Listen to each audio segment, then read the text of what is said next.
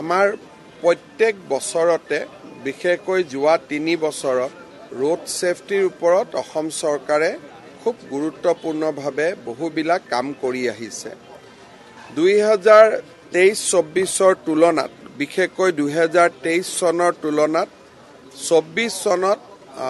গাড়ী দুৰ্ঘটনাত 400তকৈও অধিক লোকৰ মৃত্যুৰ সংখ্যা কমিছে সেই ফালৰ পৰা আমি দেখা পাওঁ যে যোৱা বছৰৰ তুলনাত এই বছৰত 15% মৃত্যুৰ হাৰ কমিছে অৰ্থাৎ more than 400 ডেথ কমিছে কিন্তু অসমত প্ৰত্যেক বছৰে প্ৰায় 3000 লোকৰ মৃত্যু হয় গতিকে আমি ৰোড সেফটিৰ ওপৰত আৰু বহুত কৰিবলগীয়া আছে আজি জিলা উপায়ুক্ত আৰক্ষী অধীক্ষক তেখেতসকলৰ লগত মই আলাপ আলোচনা কৰিলো আৰু গোটেই কেইটা বিভাগত নতুন কিছু কৰাৰ কাৰণে আমি সিদ্ধান্ত ললো